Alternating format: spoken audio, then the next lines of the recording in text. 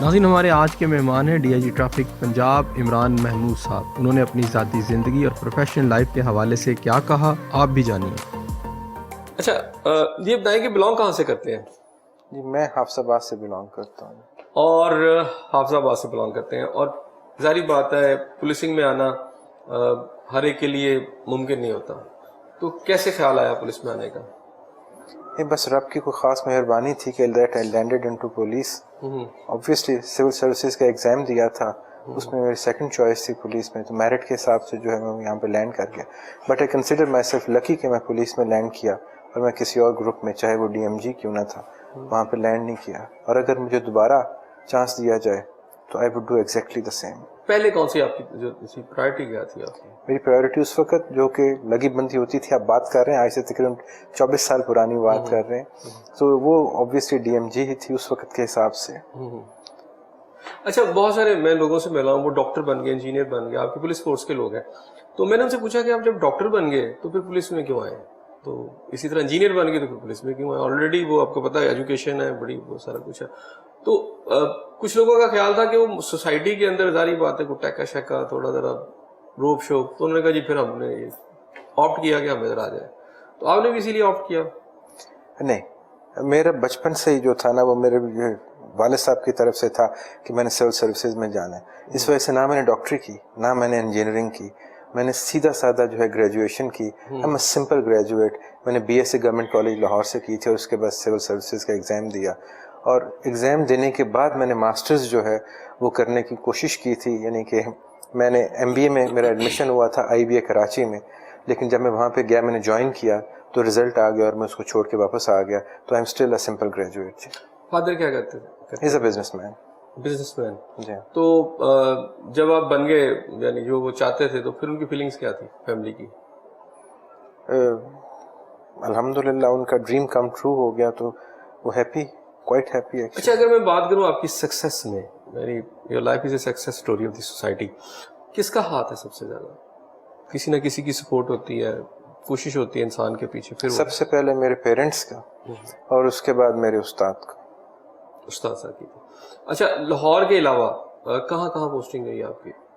میرا مینلی جو ہے میری سروس جو ہے وہ لاہور میں رہی ہے، لیکن اس کے علاوہ پنجاب میں گوجرانوالہ میں رہا ہوں، سہیوال میں رہا ہوں، بہاولپور میں رہا ہوں، اور اس کے علاوہ پنجاب سے باہر جو ہے میں بلوچستان میں رہا ہوں، تربت میں رہا ہوں تھوڑے عرصے کے لیے، اور اسلام آباد میں رہا ہوں.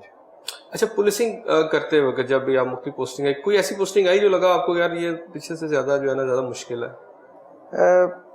مشکل تو نہیں اس کو کہا جا سکتا، لیکن ہاں پولیس کی ساری جتنی بھی پوسٹس ہوتی ہیں وہ چیلنجنگ تو ہوتی ہیں، لیکن جتنا بڑا چیلنج ہوتا ہے اتنا ہی زیادہ پھر وہاں پہ جو ہے وہ کام کرنے کا بھی مزہ آتا ہے. میں چیف سیکیورٹی آفیسر تھا پرائم منسٹر صاحب کے ساتھ، میں اور بہت عرصے کے لیے تھا، تو وہ جو تھا وہ ضرور ایک چیلنجنگ تھی ان دا سینس کہ روزانہ ایک نیا دن ہوتا تھا، نیا چیلنج ہوتا تھا. اور وہ بھی اس وقت جب کہ جو وار آن ٹیرر جو تھی وہ پیک پہ تھی پورے ملک میں، اور سوات میں آگ لگی ہوئی تھی، اور اسلام آباد میں میریٹ میں جو ہے بلاسٹ ہوا. یہ سب اس وقت دور کی بات ہے، and I was C S O to P M at that time. تو ہمارے پاس ہر وقت جو ہے ہم وہ بالکل ہٹ لسٹ کے اوپر ہوا کرتے تھے. اچھا 24 آورس ایک پولیس مین کے طور پہ رہتے ہیں یا کچھ اپنے لیے وقت نکالتے ہیں، یا ہر وقت ایک ہوتا ہے نا کہ مائنڈ سیٹ پہ آپ کے obsessed ہو جاتے ہیں کہ یار میرا یہ پروفیشن ہے، وہ مائنڈ پہ بھی آ جاتا ہے پوری طرح؟ نہیں، انفارچونیٹلی وہ نہیں آ سکا میرے اوپر. تو میری جو پولیسنگ ہے وہ صرف دفتر اور فیلڈ کی حد تک کی ہے جی، وہ گھر پہ جانا جاتی ہے، and I take time out for my family and for my self also. تو جب آپ کو اپنے لیے ٹائم ملتا ہے تو کیا کرتے ہیں؟ ہوتا ہے کچھ لوگ شاعری سنتے ہیں، کچھ سنگنگ سنتے ہیں، کچھ ٹریولنگ کرتے ہیں، اور آپ؟ مجھے ٹریولنگ کا بہت شوق ہے، اور مجھے الحمدللہ نوکری میں بہت زیادہ ٹریولنگ کا جو ہے وہ موقع بھی ملا. میں نے دنیا بھی الحمدللہ دیکھی ہے جب، اور ریگولرلی میں چھٹیاں لے کر اپنے فیملی کے ساتھ جو ہے وہ ہر سال جو ہے ٹریول کرتا ہوں. اس دفعہ کووڈ کی وجہ سے سال کی تقریباً بریک لگ گئی، لیکن اور ڈیلی بیسز میں کچھ نہ کچھ پڑھتا ہوں اور بکس وغیرہ اس طرح. اچھا جب ٹریولنگ کی کہاں کہاں کی دنیا میں اگر میں بات کروں تو؟ کوئی 45 سے زیادہ ملک پھر چکا ہوں میں. تو آپ نے وہاں سے کیا سیکھا؟ یعنی اگر آپ سے کمپیئر کریں پاکستان کے ساتھ تو ہم کہاں کھڑے ہیں؟ ہم ایک بیسکلی میں سمجھتا ہوں کہ ایز اے سوسائٹی ہم لوگ جو ہے ایک فارمیٹیو فیز سے جو ہے وہ گزر رہے ہیں. کچھ سوسائٹیز ایسی ہیں جو کہ اس فیز سے گزر چکی ہوئی ہیں. میں امریکہ بہت دفعہ گیا ہوں لیکن میں اس سے کوئی خاص امپریس نہیں ہوا. ہاں میں امپریس ہوا تھا تو میں اسکینڈینیوین کنٹریز سے ہوا تھا, میں یو کے سے کسی حد تک ہوا, لیکن میرا سب سے جو لانگ لاسٹنگ امپریشن ہے وہ اسکینڈینیوین کنٹریز سے تھے. اور اس کی بڑی سادہ سی وجہ ہے کہ میں نے وہاں پہ جو ہے وہ دیکھا ہے کہ مساوات کیا ہوتی ہے, ایکویلٹی کیا ہوتی ہے اور رول آف لا کیا ہوتا ہے. چاہے وہ پرائم منسٹر ہے چاہے وہ ایک عام کانسٹیبل ہے, دونوں کے بچے ایک ہی اسکول میں پڑھ رہے ہیں, سب تقریباً ایک جیسی گاڑیاں جو ہے وہ چلا رہے ہیں. اور میں نے جب اس کو تھوڑا سا اسٹڈی کیا, مجھے وہاں پہ ایکچولی تھوڑے کچھ عرصہ رہنے کا, تھوڑی سی ٹریننگ کرنے کا وہ بھی اتفاق ہوا. تو میں نے جب اسٹڈی کیا تو مجھے پتہ چلا کہ وہ اسلامک پرنسپلز جو کہ رب تعالیٰ نے ہمارے اوپر مجموعی طور کے اوپر نافذ کرنے کا حکم دیا تھا اور ہم نہیں کر پائے, وہ میں نے اس سوسائٹی میں نافذ ہوتے دیکھے. مساوات دیکھی, عدل دیکھا, رول آف لا دیکھا. تو وہ جو حضرت عمر رضی اللہ تعالیٰ عنہ کی جو ایڈمنسٹریشن تھی اس سے ملتی جلتی وہ ایڈمنسٹریشن تھی جس کے بینیفٹس جو ہیں وہ ریپ کر رہے ہیں. اور اس کا ڈائریکٹ رزلٹ یہ تھا کہ وہاں پہ کرائم تقریباً نہ ہونے کے برابر ہے ان ممالک میں. یو کے میں جو ہے وہاں پہ بھی مجھے رہنے کا اتفاق ہوا کچھ عرصے کے لیے. تو وہاں پہ جو میں نے دیکھا تو وہاں پہ یہ تھا کہ ویلفیئر سوسائٹی کیا ہوتی ہے اور کیسے جو ہے وہ لک آفٹر کیا جاتا ہے. یہ وہ پرنسپلز ہیں جو کہ کسی بھی مسلم معاشرے میں امپلیمنٹ ہونے چاہیے, لیکن انفارچونیٹلی ہم نہیں کر پائے. ہم کیا کہہ سکتے ہیں اس کے حوالے سے؟ ہم یہ کہہ سکتے ہیں کہ جی وہاں رول آف لا اسٹرانگ ہے یا وہاں پہ سوسائٹی ہی ٹھیک ہے؟ رول آف لا, یہ ساری کی ساری بات جو ہے رول آف لا کی ہے, لیکن rule of law obviously with the passage of time آتا ہے, سوسائٹی کی ڈیولپمنٹ کے ساتھ جو ہے وہ آتا ہے. اور سوسائٹی جو ہے وہ کیونکہ ڈیولپ وہ اس لیول تک ہو چکی ہوئی تھی اور وہ ان کی ایجوکیشن کا لیول, انفارمیشن کا لیول, وہ سارا اس لیول تک پہنچ چکا ہوا تھا, تو وہاں پہ آٹومیٹکلی رول آف لا جو ہوا. وہاں پہ ایک بڑی انٹرسٹنگ جو ہے وہ وہاں پہ جب میں تھا تو مجھے انٹریکشن ہوا وہاں پہ جو ہائی کمانڈ تھی پولیس کی اس کے ساتھ بھی ہوا اور بہت سے لوگوں کے ساتھ ہوا. تو ایک ڈنر کے اوپر میں بیٹھا ہوا تھا جو ان کا جو تھرڈ ہائیسٹ وہاں پہ تھا پولیس کی ہیرارکی میں, تو میرے ساتھ بیٹھا ہوا تھا, اس کے ساتھ ہم ویسے چٹ چٹ کر رہے تھے, ڈنر کے اوپر بات کر رہے تھے. تو میں نے ایسے سے بات کی کہ یہ ایکویلٹی اور یہ سارا کچھ, بیکاز دیکھیں ناروے کی میں بات کر رہا ہوں کہ ناروے کی جو پر کیپیٹا انکم ہے it is one of the highest in the world. تو میں نے اس سے بات, وہ مجھے بتا رہا تھا کہ جی نارتھ سی میں ہمارا جو ہے وہ آئل نکل آیا ہوا ہے, اور لیکن اس سے جتنی بھی انکم ہو رہی ہے وہ کہتے ہیں اس میں سے $1 بھی وہ جو ہے وہ اکانومی پہ نہیں لگا رہے, اکانومی سیلف سسٹیننگ تھی. اور یہ وجہ تھی کہ وہاں پہ نہ تو آپ کو ڈیزائنرز نظر آتے تھے, نہ بڑے بڑے مالز نظر آتے تھے, نہ ویری ایکسپینسو گاڑیاں نظر آتی تھیں. ایک خاص ایک لیول تھا جس کے اوپر سارے کے سارے چلے. تو میں نے کہا یہ اتنی آسٹیرٹی یہ کاہے کی ہے, اتنی سارا کچھ. تو انہوں نے بڑی مزے کی بات کی. اس بندے نے بتایا کہ ابھی بھی ناروے میں ایج بہت زیادہ ہے, ایوریج ایج بہت زیادہ ہے, وہاں پہ بہت سے لوگ ہیں جو 100+ ہیں اس وقت بھی. تو وہ کہتا ہے جی کہ 1940 سے لے کے 45 تک جرمنی نے ناروے کے اوپر جو ہے وہ قبضہ کیے رکھا تھا. تو جب وہ کہتا ہے ہم میں سے بہت سے لوگ ابھی بھی زندہ ہیں جنہوں نے وہ وقت دیکھا ہوا ہے, وہ ہارڈ شپس دیکھی ہوئی ہیں. تو وہ کہتا ہے وہ وقت ایسا تھا کہ جب نمک جو تھا وہ کرنسی بن گیا تھا, جس کے پاس نمک ہوتا تھا وہ اس سے وہ چیزیں خرید سکتا تھا. ہم نے وہ وقت بھی دیکھا ہوا.